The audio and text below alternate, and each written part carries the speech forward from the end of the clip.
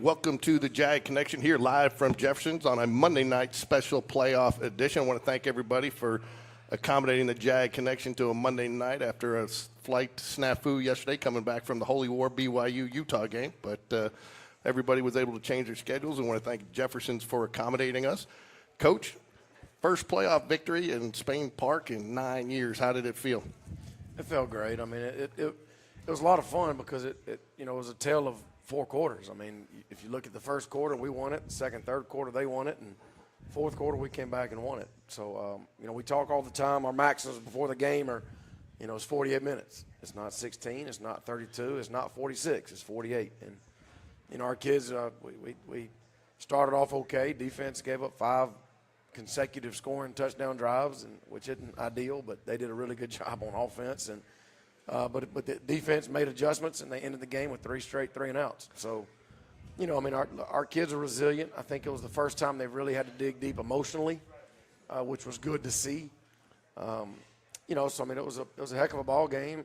2 really good teams, and team out of Mobile, Coach Faulkner, he's been around a long time, and I knew they were going to be ready. It was going to be a dogfight, and it was. It was a well-coached team, like you said, and I thought both coaches, both staffs, McGill, Tulane, and Spain Park, had good game plans, executed them fairly well, but it came down to really 1 or 2 plays. But then I think really in the fourth quarter, and I know you talk to your team, and coaches say a lot of time, when you think you've given it all, you still got about 40% left to give, and you found out how to get that 40% out of your team in that fourth quarter, didn't you? Well, again, our kids have been there before where – it's a close game in the fourth quarter. We get the ball back with 5 or 6 minutes, and we ended up kneeling the ball, and that's happened a few times this year. And I think a lot of that goes back into how we train. And, our kids are tough. They're resilient. They're used to doing hard things. And, when you get in those moments and you're used to doing hard things and you have a strong football team, that's how you put teams away. And our kids were able to do that. No offense to any of the teams on the Spain Park schedule, but really – the last time you were pushing like that was that James Clements game. You had some fairly comfortable wins throughout. You hard fought in some of them, but comfortable wins where you were able, and it wasn't a question mark in that second half a lot of times. Did that hurt you heading into that playoff game where the team maybe had gotten a little comfortable? No, I don't think so. I mean, I think it was, we kind of tapped into the reserves of the Hoover game, the emotions of that game, the emotions of James Clements, the emotions of Helena, where we're about to lose.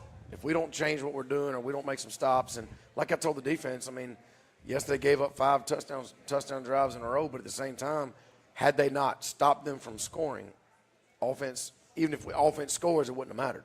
And I think that moment where the kids realize, all right, we have to stop them, and then we get the ball, we have to go score.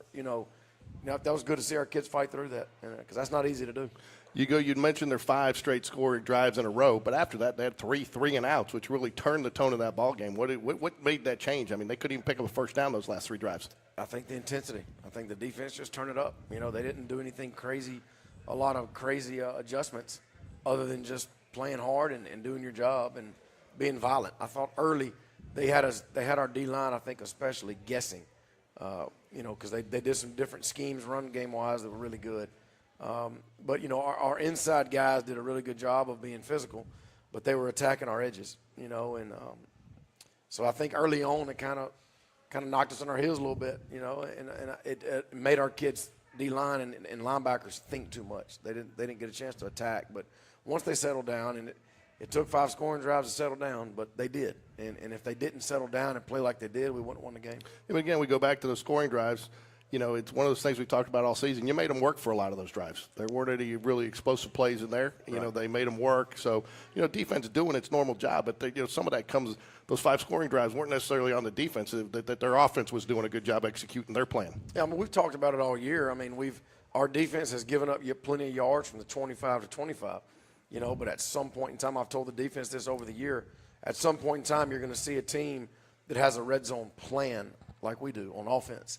And they're good at it, and they execute in the red zone, and that's what happened. And they did some quarterback runs that the big old 6'4" quarterback that got moving downhill and just had us out of position a couple times. But they had a very good plan. They had a red zone plan. Once they got down there, they executed and they got points. And there's been many times this year that our defense has given up drives, but they get down the red zone and they get a turnover, or they hold them to a field goal, or something like that. But McGill did a really good job of getting down there and putting the ball in the end zone. We're going to be joined here in a little while by two players, Aiden Walker, defensive lineman, and Javon Taylor, left guard, who had a monster game the other night, Poland. So we're looking forward to having them on here in a few minutes. But defense also had to overcome some adversity before the game even started. Joe Cross was out for the game for an undisclosed injury, and Riley Harrelson had to step in. He did a nice job, but you also mixed a couple guys in there on defense to fill that role, and defense didn't really bat an eyelash. The next man up philosophy really came true there, didn't it? Sure they did. I mean, not only did Riley step in and play safety, that moved Carter Holloway from his safety spot that he always plays to the other safety spot. So now you got two kids, who aren't normal guys at their spots that are playing, and credit to Coach Kimball and the defensive guys for getting those guys ready to play, and they did a really good job. But I think sometimes they were kind of hesitant. They were thinking they didn't want to be in the wrong spot. They didn't want to mess up, so they took advantage of it. Again, that's one of the things that's important to note. Riley Harrelson, a guy maybe hadn't seen a ton of reps this year, seen some. You got to be ready no matter when your number's called, whether it's the second half of a game that you got a comfortable lead or somebody goes down early in the season or in the playoffs. I mean, you don't expect to see that happen in the playoffs, but you got to be ready. And the best thing about it, if you watch the game, you don't know that two secondary guys are in the wrong spot. Right. You're not wrong spot, but just you don't know it because they didn't give up a big play. Yeah. Riley did a really good job of keeping everything in front of him. Carter did the same thing. So, the defense they made some adjustments.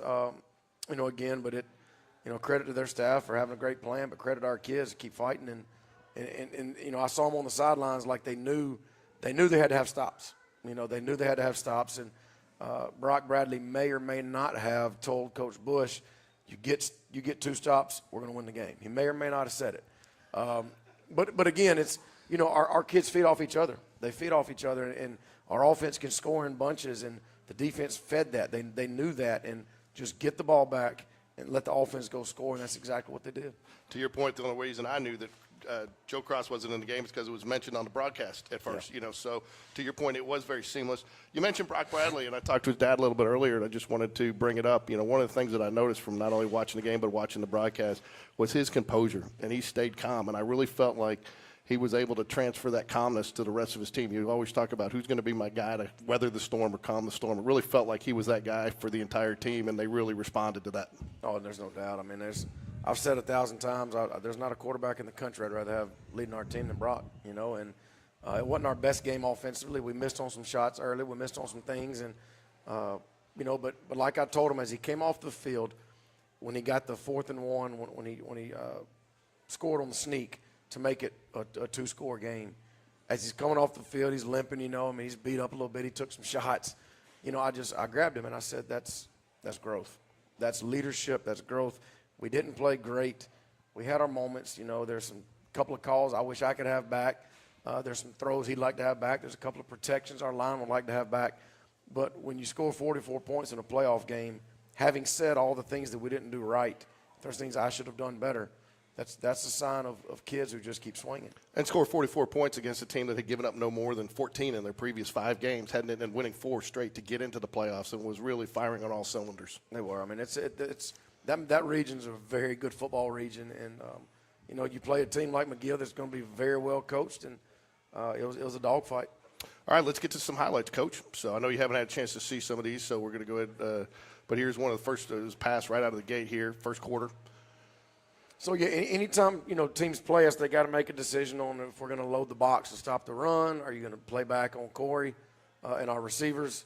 And early on, we figured out they were staying back, but this is just a little two-man concept that Brock, he gets hit, but he makes a nice little throw to Corey. But, again, this ends up resulting in about a 15-yard, 18-yard pass play, but really he throws the ball about 35 yards here. There aren't many high school quarterbacks that can make that throw across the field, and that's just – what does that do to you as a coach to be able to play sideline to sideline with a quarterback like that? Well, any play on your card, you feel like you got the green light to call it, and so that was a nice throw. Coming up here, we got. All right, so this is a 3rd and long, just a deep dig with Corey across the middle, and Brock puts it on him, and that's a big boy throw. The protection was very good. They blitzed some guys, but we had a max protect on, and we got it off. The running back did a great job picking up the edge blitz, and he threw it. He threaded a needle. That could have been a pick six if he don't have the arm he's got. It does, and I think you look too. If you look, I think that this is also a well executed, well drawn up play. Mm-hmm. If you look, everybody kind of goes. You get the defense going where you want them to in this to get the open matchup, and you'll see the cover man here throw his hands up because he knows he kind of went the wrong direction, but he had to because of where you had people coming out, and so it was everybody. You can drop the best play in the world, but if it's not executed right, it won't work. And everybody, it was kind of a combination of both here, wasn't it? And that was a big play because that was a scoring drive and it was 3rd and long. And that was a very big play for that drive.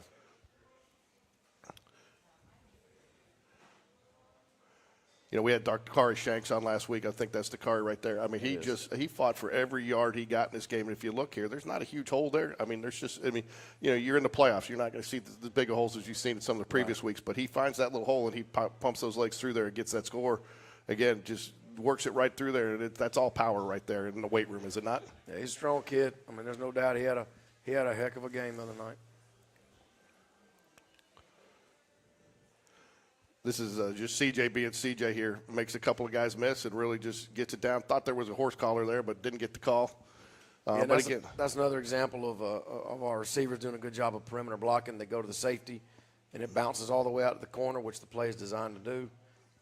And it's one-on-one with CJ in the corner, and that's a favorable matchup for us. And just to the right of Brock up there, I think you'd like to see that. You got an offensive lineman laying on his with the pancake block. It gives him, it really.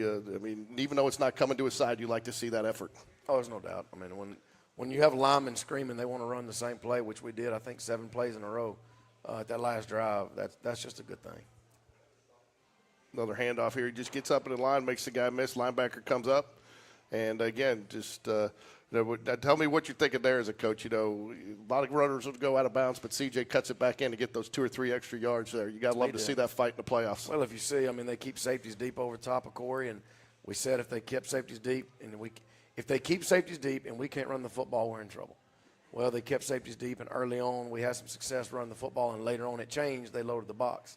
But it was a really good run. Like I said, the ball pops out to the corner, and that's a favorable matchup for us. Yeah, it's just a race to the sideline. He gets there, he gets those extra couple of yards, and then I think you could score a play after that here again.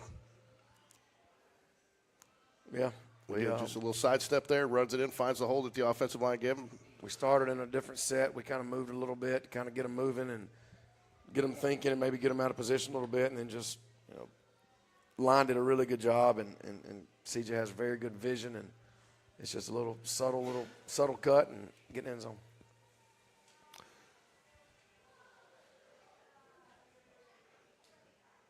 I think this one's Dakari again, and just cuts up right the hole. The nice thing there, too, is he goes where his blockers give him. He follows his blockers, and where his blockers are, you can see where they get it sealed off here. And see, last week, our track wasn't correct last week. We messed up a lot in our track, so we worked on it this week with Coach Barry. He did a really good job of making sure they understood the concept of the different plays we have and run schemes and where they're looking to cut, and they did it really well. Elaborate on what when you say your track isn't right for the late person that doesn't understand where the ball's supposed to go. Sometimes our guys would run and go the wrong way against Gardendale and not go the correct way on how the play is designed. So they did a really good job of adjusting and fixing some errors we had from Gardendale week. And you see the receiver coming in here to make another key block on the linebacker there to get it, and the corner crashes down just a little bit too much, and it's just wide open space for Dakari. Now, he makes the wise move out there with 1-on-4 to go out of bounds there. Yeah, Dakari was tired. He was tired the other night. I want to talk about this play a little bit before we go. I believe this is the reverse to Mason McClure. And, there were some question marks coming into this game. You lose Mitchell Frazier, who's been a key part of that offense. You've got other guys like Andrew Thort and guys who've been given good quality minutes and time and are a good part of it. But you needed somebody else to step up. And you were looking for somebody. It felt like Mason McClure kind of accepted that challenge. He had some couple of receptions, and he really ran this. And it was nice to use him a little bit as a decoy on this because a lot of times you run this to Corey Barber, do you not? We do. And Mason, Mason's going to be a really good football player. He's a sophomore, so he makes sophomore mistakes, but he's a very talented kid. And, we talked to him this week about, this is going to be his chance. I told his dad and him, you better score. Get in the end zone. I don't care where the ball is. It could be on our own 5. You better run 95. You better score on this play. Because we feel like it might be there. And, the line did a great job. You see Connor Grebb as a fullback. He goes in and comes back out and makes a really good block right there, and Mason cuts inside. And Just go score. And I thought Mason did a very nice, again, you talk about your track. I thought he did a very nice job cutting that back in. Looked like he wanted to go outside there, and he took the block where the block gave it, cut it back inside, and that was the key to that play. And then you got a lineman, I think that's Jackson Bell, all the way downfield. And there was nothing but pay dirt. That was a big play, and I'm really happy for Mason, and I thought the line really did a really good job on this. Everybody did. Corey did a great job. Brock did a good job of timing it up, faking the handoff to the field, and then, Mason does the rest. Part of, too, what makes this play successful, too, is before it even starts, the amount of motion that you guys have on this, getting guys shifting around. And I think that's something that's kind of been overlooked this year. Probably don't want me to say this. I don't want to jinx you, but not a lot of false starts. Your offensive line, you haven't had a lot of motion in your offense this year, and your offensive line, with the exception probably of the Hoover game, has done a phenomenal job staying set and letting that play out so you can be, as a coach, be comfortable, because that motion impacts the play before it even starts.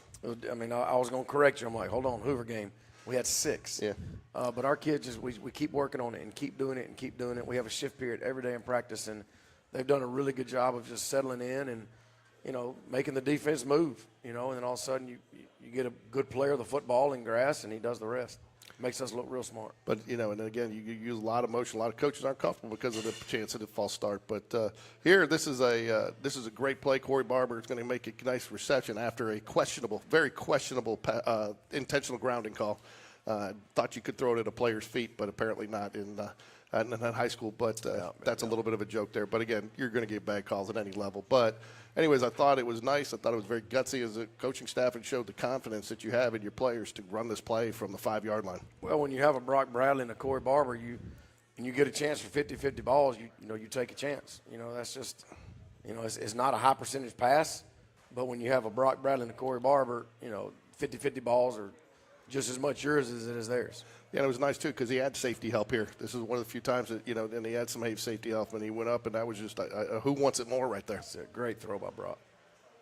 This is where your defense finally started coming on a little bit, and even though they don't get the sack here, they impact the play by getting some pressure on him. Because when he was comfortable, he was throwing it wherever he wanted to. Yes. When you started disrupting his timing is when he and again, here's another one. You get it across, and I thought that to your point, the secondary was playing a little, not necessarily softer, but didn't want to make that mistake. And right. As they got a little bit later into the game, got a little bit more comfortable with some of the rotation, they started being more aggressive and cutting underneath and going for the ball. And I don't know how many blitzes that Coach Bush took back with him to the house.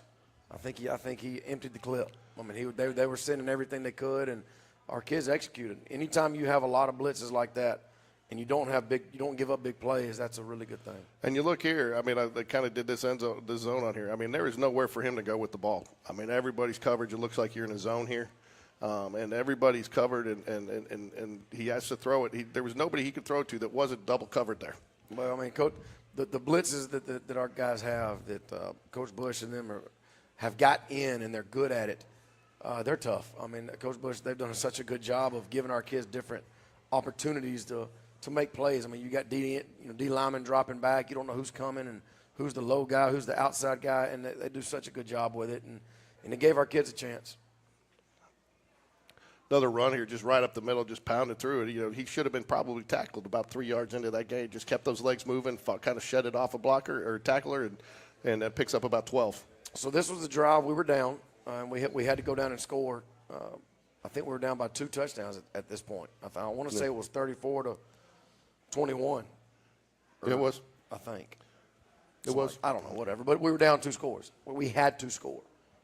This is towards the middle, the end of the third quarter, and we had to go down and score. And our kids did a lot of good things this drive. And then here you bring out this play. It's just about the perfect time. Everybody thinks that you don't typically have two running backs in the game at the same time. You had both of them in here at this play, did you not? We did. So that play right there, the last 3 weeks, I'm willing to say, whether it be against air, against defense, against the scout team, we probably ran it 75 times. It might have worked 6. Really? Oh, terrible percentage. Terrible percentage. We kept tweaking it each time and trying to give them a chance, but I kept telling our guys, it's going to hit. It's going to hit. CJ would throw it out of bounds. Then he'd throw it here, and then Carr would drop it, or something would happen. It's going to hit. It's going to hit. I kept telling him, it's going to hit. So we ran it. I told him it's coming. We're going to run it. And, CJ does a really good job of, getting the ball off. Watch Andrew Thornton, the inside guy on the P, does a really good job of that block right there that got CJ around. Yeah. You know, so everybody did their job. We worked on it. Lord knows how many times, and our coaches didn't think I was going to call it. It was a running joke for the last week and a half about how many reps we've gotten and how many of them have actually worked. So did he catch any garbage for getting a Mitchell Frazier caught from behind award there that Dakari didn't score? He was tired. He said he was tired. But, look, it worked. He got us inside the 10. And we scored. So we got the much-needed touchdown here. Again, defense is back on there. And I thought this was you look like you're sending the house here and at the right time, and you confuse them just a little bit. And I thought E.J. Curley, who didn't get called a lot, but he played, I think something they were keying on him a little bit, but he made this play right here, right when you needed it the most. E.J. is always going to be around the ball. I think, defense just dialed up all kinds of blitzes. And like I said, when Coach Bush and them cranked it up, it gave our kids a chance. We're not going to just lock man all over the place. We're not able to do that. I think this is where we got to the point where you talked about you ran the same play a couple times in a row. I think we got it here a couple times in a row. And, again, you look at Javon. I think Javon comes over and pulls and makes that huge block right there that springs him. Well, Javon, I love him. But Javon has a little laziness in him, right? Javon just one of those big boys that just he likes it, but it's like, this is hard. But he pushes himself. And that night I saw something from Javon I have not seen in the last 3 years. He was looking to our sideline, screaming at me to keep running the same play because he was pulling, he was feeling it. Fourth quarter, into the game, Javon is screaming at me to keep running it, the same play, and we did about 6 or 7 times in a row. I think you run it again here.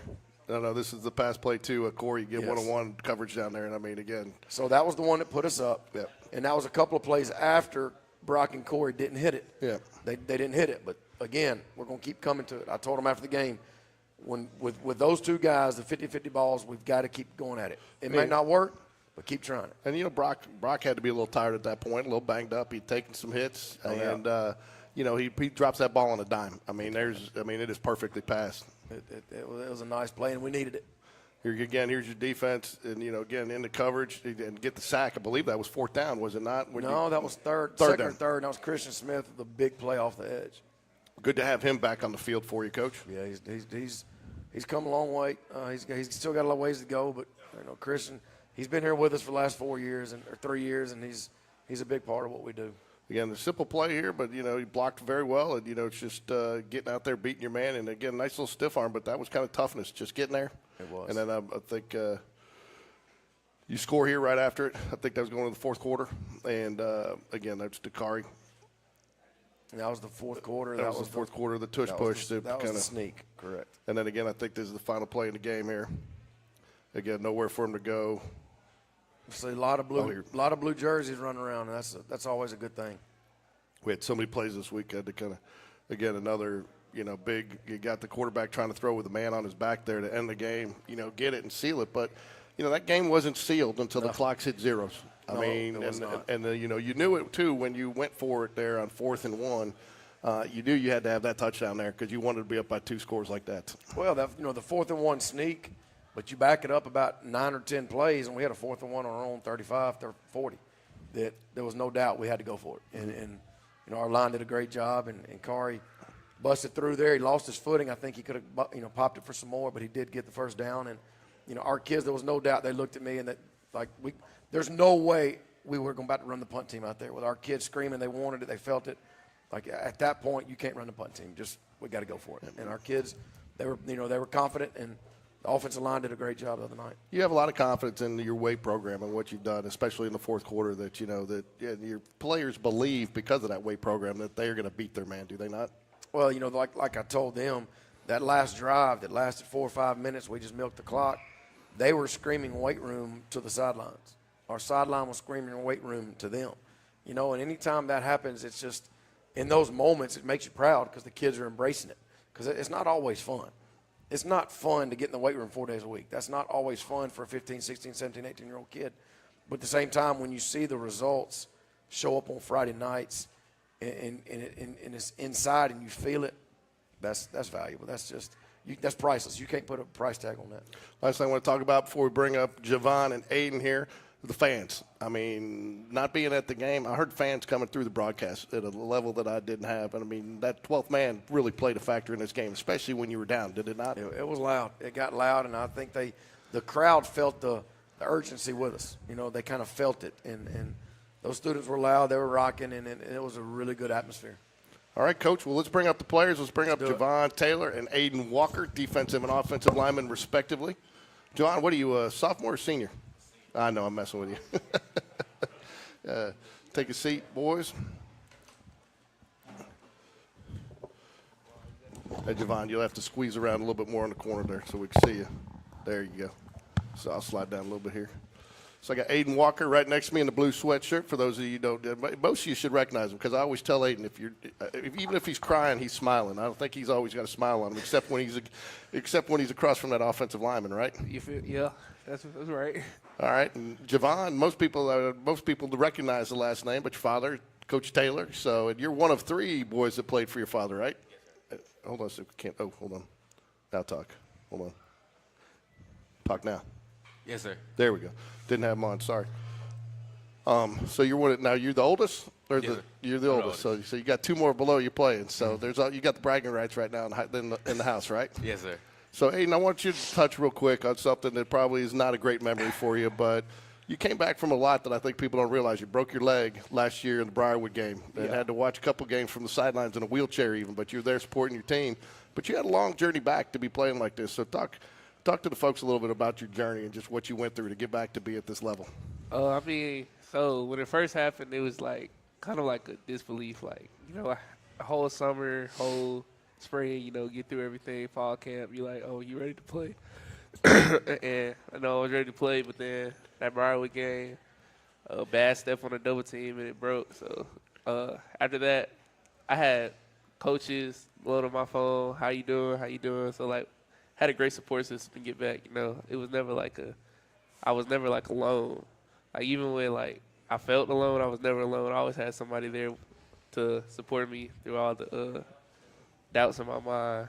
And then once you got cleared, the first practice, it was just okay, I got to see I'm back, so I got to do my best now. I only have 1 more year. So, but you've had a great year this year. So, I mean, do you feel like maybe that injury has helped you have the success you've had this year because of how hard you had to fight to get back? And you had to earn your spot back. There was a guy that took your spot. Yeah. And, you had to fight. And so you had to work extra hard to get that. And I know the coaches recognize it. Your fellow players recognize it, respect it. So, I mean, does that extra fight kind of helped you be as successful as you have been this year? Yeah, I don't think without breaking my leg, I'd probably be the player I was this year without that. I think that did play a huge factor in being able to come back and being able to be with my teammates and be able to play with them. So, Javon, you're a coach's son, all right? But I also know you coached in the Powder Puff game this year. So did you get a little bit more respect of what he goes through when, maybe players aren't listening as much? And did you maybe get to walk a little bit in his shoes and see how it is to be a coach through that experience? I mean, a little bit, but I was just there for the ride. I was just on the sideline, just having fun. Having fun. So you played, not only do you play offensive line, but you also are on special teams as well, too. Yes, sir. And I know your dad coaches special teams, and I know that we had some special teams blunders at the beginning of the year. So did you catch it both at practice and at home? I didn't catch it much at home, more in the meeting room that Sunday after the Hoover game. So Did you? I heard a lot. You want to add to that, Aiden? I was in there, and that's when I was on punt during the Hoover game. Once Henry went down, I went on punt. Man, I felt so bad for Javon. So, Javon, you caught all the grief for that? I did. He was offsides. He was offsides. Nah, no call. I see Coach V. That's almost as bad as putting your hands up. No hands up here. No hands up here. How is it playing for you? Now, dude, I did joke about you getting it home because I have interviewed your dad before, and I know your dad. He's coached my son. I'd let him coach any one of my kids. He's a good guy, a great football coach, but I also know he's a good father, and, talking to him, he tries to separate that. He tries to be a dad at home and a coach on the field. Yes, sir, talk for about sure. that a little bit. I mean, once me and my brothers get in the car, we don't talk football much unless obviously Ken, because that's his coach. But when we on the ride home, it's more just talk about how was your day, how was school. And then even in the mornings on the ride, we talk a little bit. We do a little devotional, I think, on the Bible app. We listen every morning, we talk about it, and then move on with our morning. And then, at home, chill, watch TV on the couch. Sometimes we play the game, but he don't want to play me, though. He played the Twins. He didn't want to play me yet. So. Oh, you got twin brothers. I didn't realize they were twins. Yeah, they twins. The whole I wouldn't want that. So we kept running it, and it was working. It was working. So what's it meant to you guys? So this is your 4th season, obviously, playing. Previous 3, you don't make the playoffs. You know, a lot of guys have worked to get this team there, and I know you guys got a lot of respect for the seniors from last year and the year before. But what's it kind of meant and the feeling for this team to make the playoffs this year, Javon? It's amazing, man. I mean, I've been here since 2016, and we ain't been here since 2017. So I know I seen my dad, what he been through the last 7 years, and that just losing. So from last year to this year, it's crazy. Especially winning the playoff game with your dad. That's amazing, man. That's good. Man. So, Aiden, you know, I do joke around about you. You're always smiling, even if you're crying, because you got a good attitude. And you are a little bit of a, you know, you're carefree, you're a jokester, but you get on the field, man, your attitude changes a little bit. You're all business, and people don't like to see you coming. So how do you kind of turn that on and off? It's like it's like a switch, but like off the field, like I'm the happiest guy in the world. I don't really, you know, smiling, talk to everybody. But like on the field, you know, you can't always be friends with everybody. You got to turn on another like mode to be able to play, especially at the region we're playing, the level we're playing at. Hey, now I will tell you, we had a couple of people text in. They're willing to donate for a haircut if it'll help keep your helmet on, because your helmet popped off a couple times last game. You had to come off for a play. It's that blue helmet. And my black helmet just never comes off. It's just the blue helmet. My black helmet stays on. My blue helmet, every time I get a tackle, it just pops off. I know you've been a captain several times this year, so talk about what that means to you as a player, because I know that's selected by your fellow players. And, you know, again, you've come back from the injury, but your players have a lot of respect. You've been a captain a couple times this season and represented your team. And what does that mean to you, and what does that mean to have that respect from your teammates? That means a lot, you know, to see how your teammates view you and to be able to, that they trust you to be out there and be able to be a captain. So it does mean a lot to me every time I'm out there. Javon, I know you've been a big part of that offensive line. You know, you got Hudson Reed off to your left. You got Jackson Bell to your right. I mean, those guys are like two additional coaches out on the field there for you. So they help a lot. And I know they push you too some. And I know Coach V, I'm not going to say you're lazy, but he said, you know, sometimes you take it off a little bit. You know, you relax the player here too. But, I mean, those guys are pushing you every step, and they don't – I mean, what have they done to help your game? A lot. I mean, Jackson Bell, like they joke about it. He's really a coach on the field. Like, he directing them where to go and how to go. And then Hudson Reed, I mean, it's amazing to have him on your left side, or to my left. So he's helped a lot for sure. What's been different this year between last year? Because last year offensive line struggled, and I know you got some different players, but we had good players out there. I mean, is it the weight room that finally taken full effect this fourth year or third year with Coach V that's kind of helped the offensive line take those big strides? Yes, sir, for sure. And I say, like, we a lot closer this year. I mean, we hang out all the time outside of football. I mean, yeah, I think we're tight-knit for sure. So you're as tight on the field as you're off the field? Yes, sir, for sure. Also, you know, and touch on this a little bit, it seems like, you know, you guys are almost in each other's head while you're playing, and you guys have full trust. I mean, you don't see a guy trying to really cover for another guy. You do your job because you trust the other guy. Where did that level of trust start to – was it the Trustville game last year where that level of trust started to build in, or was it the Hoover game this year? Where – because it seems like you guys all are in each other's head, know exactly what everybody else is supposed to do, and that allows you to do your job. I say it started the off-season this year. I mean, we used to go up in March at least like once a week. Just get there. We do go one-on-ones with D-lines to work on, I think, what we had in that time, just installing and all that. I think, yeah, this for sure happened in the off-season, and just carried it all the way into the season. What do your brothers play? What positions? My Kean is a sand linebacker, and Kalen, he's safety.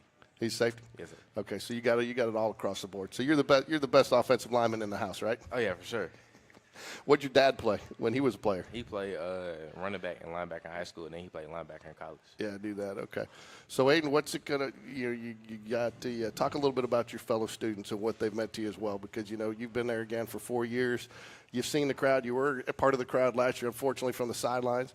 You know, so you've seen the crowd develop too. And, I mean, the crowd's been amazing this year. What has it meant to you guys as a team? Because I know the first thing you guys do, you guys are screaming to run over there and do the alma mater with your fellow students. So what has that meant to you guys as a team this year?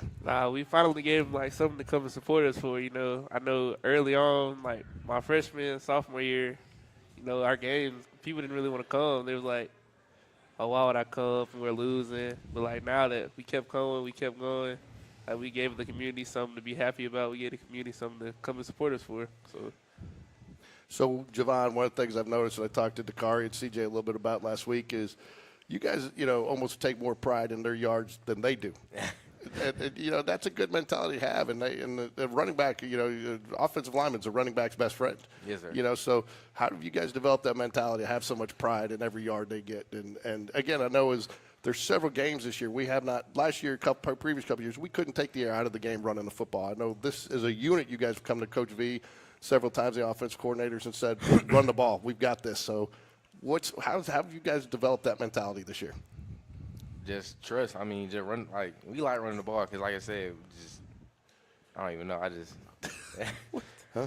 Just doing your job. Yeah, just doing our job. I mean, the running back can trust us, we trust them, and then it's just on from there. So, Aiden, as a defense, what do you guys need to do to take the next step to get better? Every week, as a player, if you want to talk about it as the entire defense or you personally, what do you need to do this week to get better, to be ready for next week? I think for the most part, we just got to focus on the little details of everything. Like, none of our big stuff is broken. Like, we know what to do, when to do it, but, like, our detail, like, we got to focus, especially this week, we got to focus in on the details every day. Starting today, like, every day we got to focus on our details. So tell me what it means, because I talked to Coach Bush this week, and he said a little bit. He said he really felt like that's where you guys kind of lost it, but last week didn't focus on the details.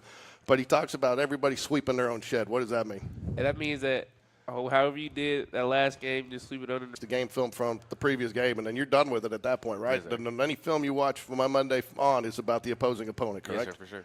So what have you guys today? Did you get to watch a little bit of film on Russell County?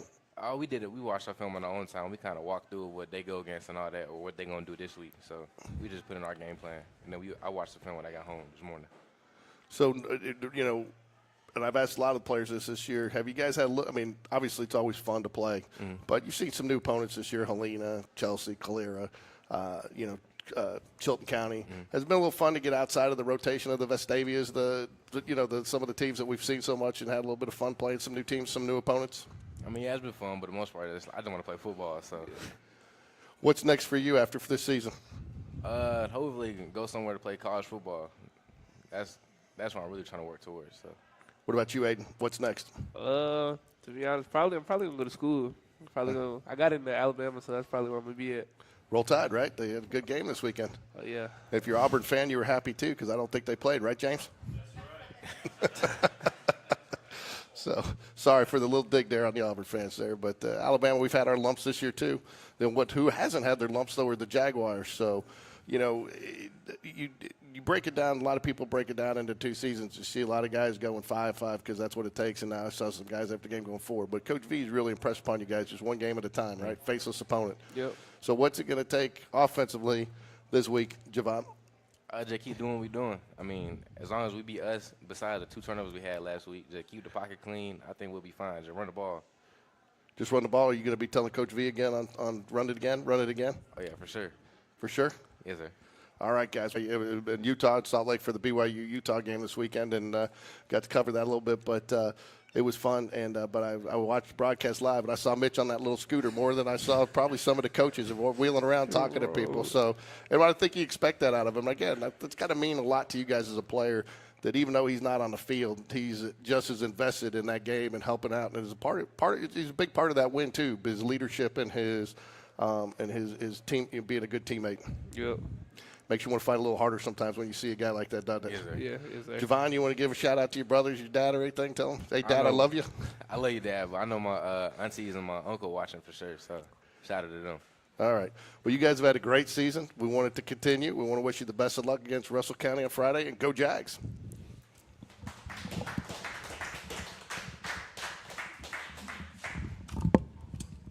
Bring Coach V back up here. We'll get ready to talk about the upcoming game against Russell County. I think it's going to be an exciting one Friday night. It is at Jaguar Stadium. We host 2 playoff games in a row. And I got a second here. We got region championship shirts for sale in the merchandise tent. You want to get them because there hadn't been one made in at least 9 years. So it's a collector's item at this point. So James Thornton says if you pick one up, he'll autograph it for you. So, but they will be in the merchandise tent. They will be there early Friday. If you want to, too, if you want to get one, go ahead and you can DM us at GameDay Sports Radio. We'll make sure that we let James to look out for you if you want a shirt. How much are they, James? $30 at the merchandise tent. So go ahead and get it. Real quick, we had Javon on here. And of course, I'm going to do this now because I forgot to click it up, so I'll put them up there for a little while. But we had Javon and Aiden up here and talk a little bit about Coach Taylor. and what he means to the program. And also, he does a phenomenal job, because I've interviewed him before, and he's coached my son, and I'd let him coach any one of my kids because he's firm, but he's fair, and I think that's probably one of the best ways that he cares. But talk about how he balances being a dad. You got to do it too with your son, but being a dad versus a coach. Yeah, I mean it's he's hard on his boys, that's for sure. But he does know how to turn it on and turn it off, and I respect that. I didn't play for my dad in high school, and I'm not sure my son will play. He might stay in Helena, so I don't know if I'll have that same dynamic. But you want to think, you'd like to say how you'd respond when you're coaching your son in this type of environment.